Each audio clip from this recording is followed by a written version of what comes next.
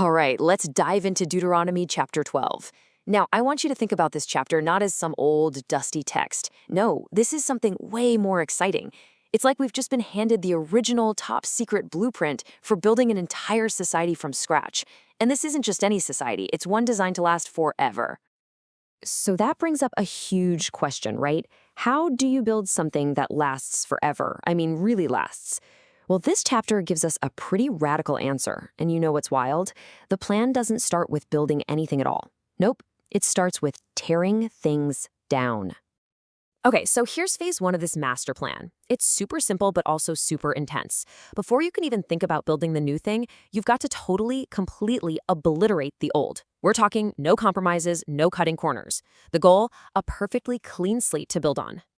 So let's start with verse 1. I want you to really picture this. Imagine Moses standing there in front of everyone, and he unrolls this massive, heavy scroll. Thump. It hits the ground. And the words he starts reading, these aren't just good ideas or suggestions. These are the official, stamped and sealed instructions for their entire life in this new land. This is it. The foundation is being poured right here. And this is where the blueprint just goes into overdrive. Verse 2 gives the order, total, absolute demolition. Every single spot where the other nations worship their gods, gone. And then verse 3 tells you exactly how to do it. Just imagine this montage. Pagan altars on mountaintops just disintegrating into dust. These huge sacred pillars shattering like they're made of glass. And the wooden idols, they're tossed into this raging fire, exploding in a huge shower of sparks. Total destruction. And then, verse 4. Everything just stops. The chaos ends. The smoke clears, the dust settles. And all you see is a perfectly clean, empty patch of ground. A blank canvas. It's such a stark image, right? Every single trace of the old way is gone. And the message couldn't be clearer. You shall not worship the Lord your God like that. Our way is going to be completely, 100% different. All right, the ground is cleared. Now imagine the blueprint zooming in, tight focus. It's time to lay the cornerstone for this whole new society. But here's the catch. It has to be in one single, specific place that God himself chooses. This was absolutely crucial. It was all about unity, making sure their worship didn't get watered down or mixed up with all the local stuff. Okay, verse 5. The instruction is to seek the place. So picture a map of the new land spreading out before you. You see all these potential spots, right? Cities, mountains, valleys. And then, one by one, they all fade away, leaving just one single spot that starts to glow. That's it. God is saying, this is the spot. This is the one address where I will put my name. So why is this one place so important? Well, verses 6 and 7 tell us exactly why. Verse 6 says, all the important offerings have to be brought here. And then verse 7, oh, this is great. It describes what happens when they get there. It's a huge party, a massive feast right there before God. You can just imagine it. Families from all over, laughing, celebrating, sharing food. It's pure joy. Now, verses 8 and 9 are like a perfect split screen. On one side, you've got the before picture. That's them in the desert right now. Verse 8 calls it a time when every man did whatever was right in his own eyes. It's kind of chaotic, right? Disorganized. But then on the other side of the screen, you see the after picture from verse 9. It's the future. A peaceful, settled community, safe and at rest in their new home. What a contrast. And in verses 10 and 11, that future starts to become reality. Imagine a camera just soaring over the Jordan River, into the Promised Land.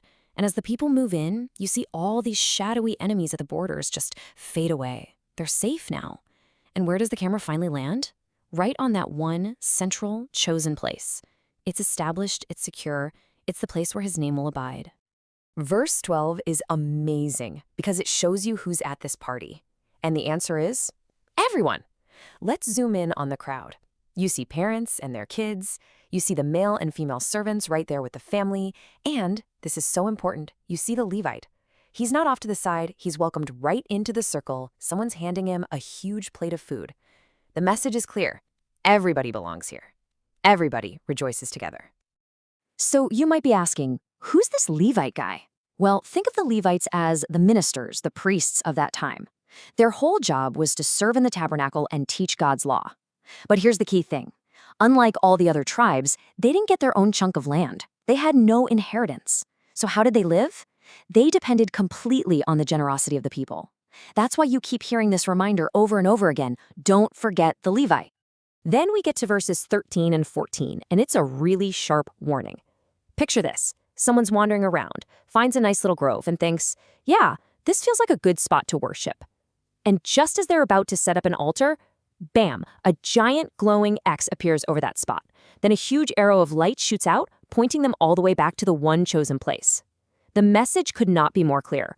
Worship isn't wherever you feel like it. It's focused. Okay, so the blueprint has covered the big picture, the national stuff. Now it zooms in again, but this time on daily life. And it gets really practical by talking about something everyone gets: food. We're moving from the temple to the dinner table. So the rules basically set up two different kinds of meals. Think of it like this. On one hand, you've got your sacred meals. These are special. This is your tithe, that first 10%, and other special offerings.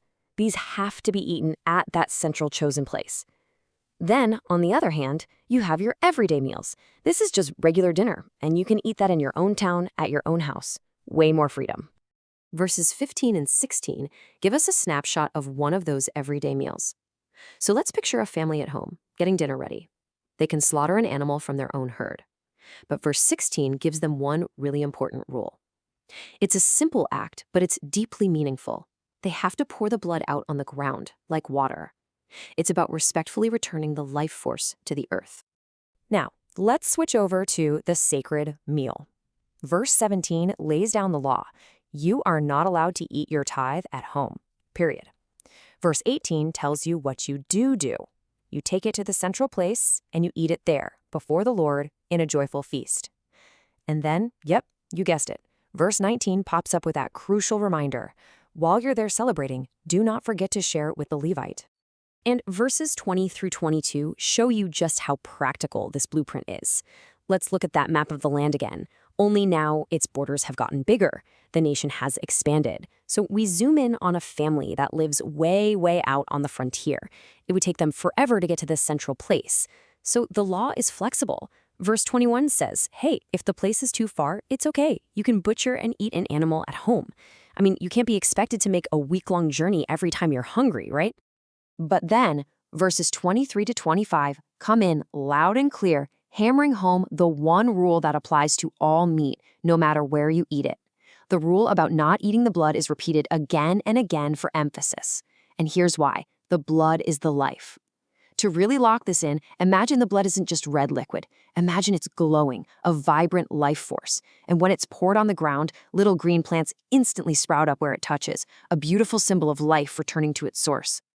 So, verses 26 through 28 really sum it all up with a clear side-by-side. On one side, you see someone sitting at their own table at home, just enjoying a normal meal. Totally fine. Then the scene cuts and you see that same person, but now they're on a journey, carrying their holy things, their sacred offerings, heading to that one chosen place. Two different kinds of meals, two different sets of rules, but it's all part of one single unified plan. Okay, we're almost at the end of the blueprint. The main structure is designed, the day-to-day living instructions are all laid out. But every important building needs one last thing, right? It needs a really good security system, a way to protect the whole thing from being corrupted. And that's exactly what these last verses are. It's the alarm system. Verse 29 reminds them, the corrupt nations that were here before you, they're gone. Then verse 30 gives this serious warning. Don't even get curious about their gods. Picture someone's foot about to step right into a hitting trap. And why is the warning so intense? Verse 31 gives you the horrifying reason, mentioning the absolute worst of their practices, even sacrificing their own sons and daughters. The danger couldn't be more real. And that brings us to the final instruction in verse 32.